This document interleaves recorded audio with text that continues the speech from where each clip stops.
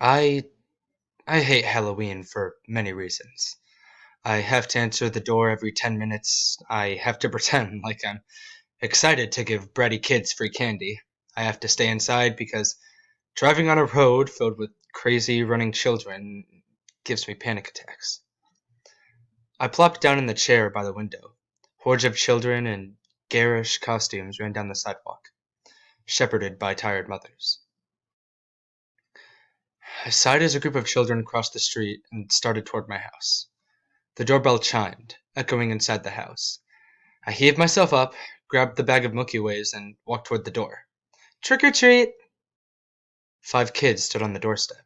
A few princesses, a Batman, and a devil. I unceremoniously grabbed handfuls of candy and plopped them in each kid's bag. One murmured, "Thank you." The others were ungrateful little brats. Can I have more? I looked up. The devil kid was staring at me, holding out his bag. His blond hair shone in the porch light. His eyes were a piercing ice blue. There was something oddly familiar about him, but I couldn't place it. Sure, I replied. I dropped a few more Milky Ways into the bag. He didn't thank me, he just silently turned around and walked off my porch, following the other children. I shut the door and returned to my perch by the window. I watched as the 4 children walked off my lawn, joining a mother at the end of the driveway. Then the group disappeared into the shadows of dusk. Scarcely 2 minutes later, the doorbell rang again. I grabbed the bag of Milky Ways and tromped to the door. I straightened my blouse, plastered a big smile on my face, and swung the door open. Trick or treat! A similar mix of kids, 2 Elsas, Marshall from Paw Patrol, and a ninja. How scary you all look, I said. They giggled and swarmed around for the candy. All except for the ninja. He stood back from the rest, silently watching. His entire face was covered with black cloth, save for his chilling blue eyes. Thank you, the kids cheered, stepping up the porch. As they did, the ninja kid stepped forward. His eyes glinted under the porch light, and even though his mouth was covered, I could tell he wasn't smiling. Can I have more? He said. God, my blood ran cold. It was the same fucking voice. I stood there in the doorway, frozen. The Milky Way hung the Milky Way hung limply from my hands. There's no way he could have changed costumes that fast. How? How can it be him? This must be some kind of joke. Can I have more? He asked again. I snapped out of my thoughts. Sure, of course, I said. I threw a large handful of Milky Ways into his plastic jack-o'-lantern candy bowl. That's when I noticed it was empty. If he had been trick-or-treating all evening, how the hell could it have been empty? Hey, I said, are you okay? But he had already turned away, running back across my lawn. In seconds he was gone, camouflaged in the dusky shadows among the fellow trick-or-treaters. I sat down on the chair and stared at the floor. I didn't want to look at the swarm of kids anymore. I just wanted to be alone. Those blue eyes, I know I've seen them before, and not under good circumstances.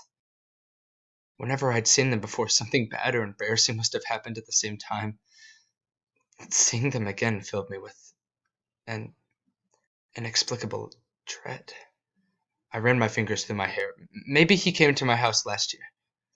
But that didn't make any sense either. Last year I'd been over at my ex-boyfriend Drew's house. We'd gotten into a terrible fight that lasted for hours, and I'd left late. I hadn't handed out a single piece of candy. My head jolted up.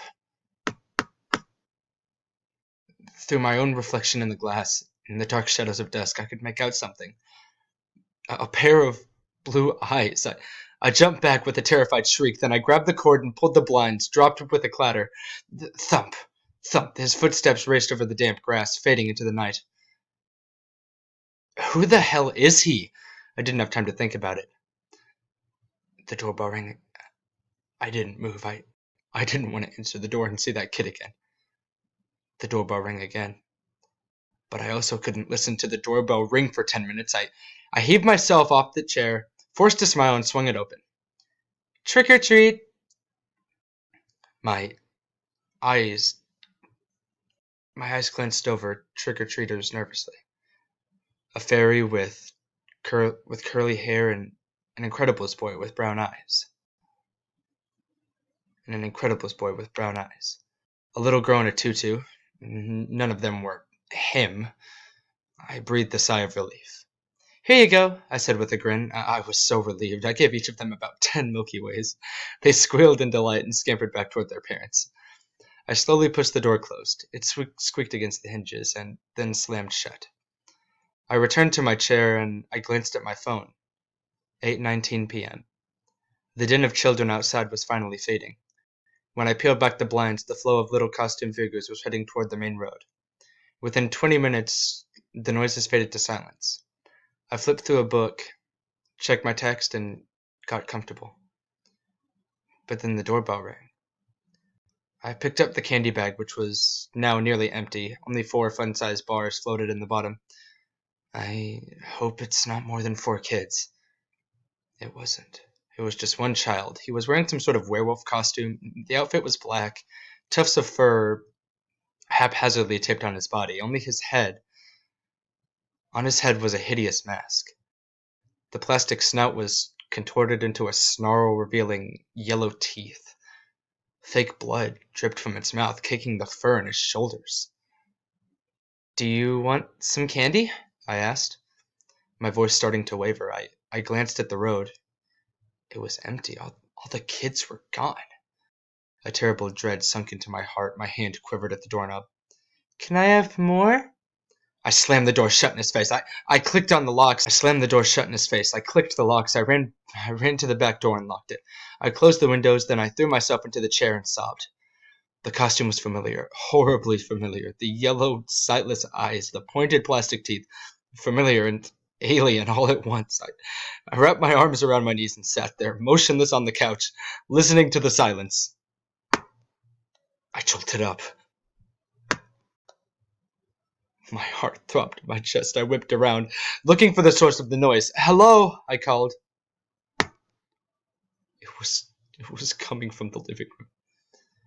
I squinted in the shadows, trying to make sense of the shapes. I could see the silhouette of the floor lamp. Near the window. The bulky outline of the couch. Something stood between them. Something short with a horrible, contorted face. Can I have more? The voice quietly called out of the darkness. How did you get in here? I scrambled back into the family room. The golden light enveloped me, and I felt slightly better. He's probably just some lost kid, I told myself. I'll call the police. They'll find his parents. It's all just some sort of misunderstanding. We'll find your parents, okay? I said, choking back the fear. Let me just make a call. We'll get you home safely, okay, buddy? He didn't reply. Instead, he took a low, slow step forward. As he came toward the light, I saw there was something terribly off about him. His head tilted strangely to one side, his left arm twisted and mangled. With each step, his body launched forward unnaturally. Are you okay? Silence. The fake blood that dripped from the werewolf's snout now soaked him. His pale little hands were covered in the shiny red liquid.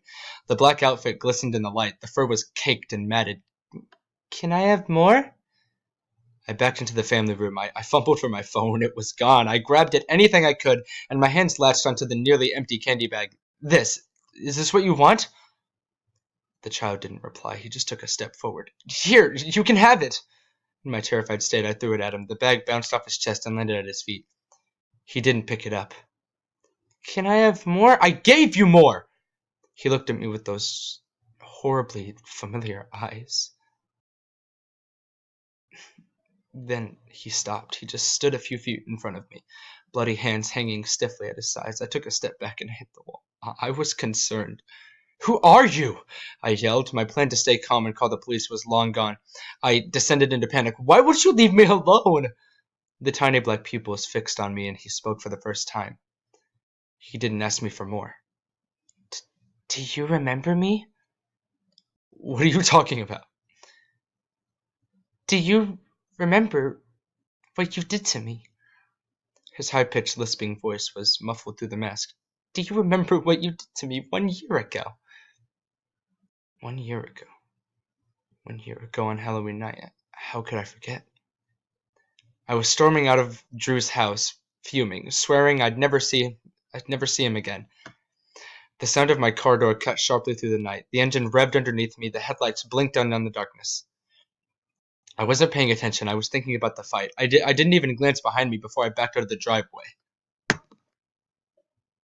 I, I, I never even saw him. The black werewolf costume against the night rendered him nearly invisible. It was over before I knew what was happening when I ran out of the car and saw the broken, mangled body of a little boy in the werewolf costume, and ripped the mask off to see his lifeless eyes staring back at me. I didn't call the police. I didn't call for help. I panicked. I got into the car, drove over the grass, and peeled out of the neighborhood before anyone could see what I had done. Do you remember, Eliza? The child cocked his head at an even greater angle as he stared at me through the mask. Do you remember now? I do. I do. I'm so sorry. I didn't mean to. I was upset. I was paying attention. Can I have more? I looked up. He'd taken off his mask. The left side of his head was crushed. Blood dripped down his face, staining his pale skin, caking his blond hair. One ice blue eye was squashed deep into its socket. The other was perfectly intact. His neck was bent at a horribly unnatural angle. Can I have more? He asked, his lips parted to reveal shattered teeth, a scattered tongue. Can you have more what? I asked.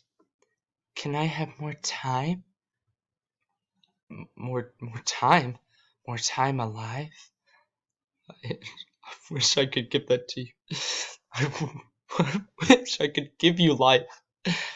You can, he replied. His voice suddenly became raspier, darker. Just give me yours. I stared at him, numb, weak. My heart ached for the poor, pathetic, mangled child in front of me. It was all my fault. I ran him over. I did this to him. I can't give you mine, I said. I backed away further into the room. He advanced quickly, walking towards me in swift, lithe strides. You don't have a choice. You don't have a choice, he said. What are you talking about? His mouth widened into a crooked grin. Trick or treat! I bolted for the door. I yanked the door open, ran across the yard, screamed out into the night. I didn't stop until one of the neighbors found me, standing in the middle of the road, absolutely incoherent. That was 1 year ago. In 2 days, it'll be Halloween again. I've already seen him. A small figure across the street. A small figure across the street, dressed in all black, watching me, waiting, wearing a hideous werewolf mask.